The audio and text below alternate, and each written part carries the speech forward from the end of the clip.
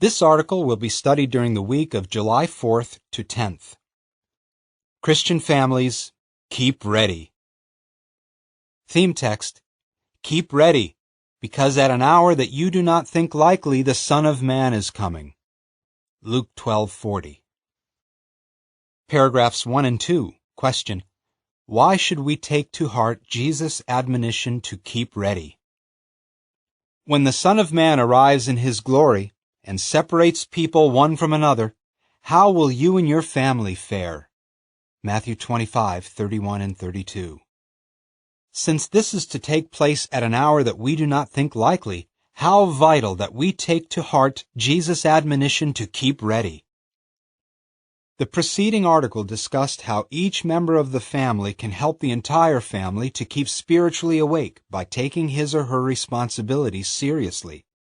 Let us consider other ways that we can contribute to the spiritual well-being of our family. Keep your eyes simple. Paragraphs 3 and 4. Question A. Christian families should be on guard against what? Question B. What does it mean to keep our eyes simple? To be in a state of readiness for Christ's coming, families must be careful not to get sidetracked from matters pertaining to true worship. They need to be on guard against being turned aside by distractions. Since materialism is a snare that has entrapped not a few families, consider what Jesus said about keeping our eyes simple.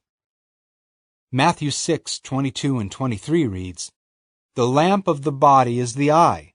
If then your eye is simple, your whole body will be bright. But if your eye is wicked, your whole body will be dark. If in reality the light that is in you is darkness, how great that darkness is." Just as a lamp can illuminate our path and allow us to walk without falling, what we take in through our figurative eyes of the heart can enlighten us, helping us to conduct ourselves without stumbling. For a literal eye to see clearly, it must function properly and be able to focus on what it is looking at. It is no different with the eyes of the heart. Having a simple figurative eye means that we are single-minded in purpose. Rather than leading a life that is centered on material things and being consumed with taking care of only the physical needs of the family, we keep our eye focused on spiritual matters. This means that we remain content with our material provisions and give God's service the first place in our life. Paragraph 5. Question: How did a certain teenage girl demonstrate that her eye was set on serving God? What good results there can be when children are trained to keep a simple eye. Consider the example of a teenage girl in the country of Ethiopia. She did so well in her schoolwork that upon completing her basic education, she was offered a scholarship for further education. Having her eye focused on serving Jehovah, however, she turned down the scholarship. Soon thereafter, she received a job offer that would pay her 3,000 euros a month, a high amount in comparison with the average wages in her country. But the girl's eye was set on pioneer service. She did not need to consult her parents to turn down the job. How did her parents feel on learning what their daughter had done? Why, they rejoiced with her and told her how proud they were of her. Paragraphs 6 and 7. Question: To what danger should we keep our eyes open? Implicit in the words of Jesus recorded at Matthew 6:22 and 23 is a warning about greed. Jesus did not contrast simple with its antonym complex, but with the term wicked. A wicked eye is bad, envious, that is, covetous or greedy. How does Jehovah feel about covetousness or greed? Let fornication and uncleanness of every sort or greediness, or covetousness, not even be mentioned among you, states the Bible. Ephesians 5:3, footnote.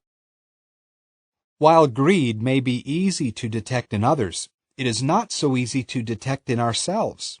Hence, we are wise to heed Jesus' advice: keep your eyes open and guard against every sort of covetousness. Luke 12:15. Doing so calls for examining ourselves to see what we have set our hearts on. Christian families should think seriously about the time and money they spend on entertainment, recreation, and the acquisition of material things.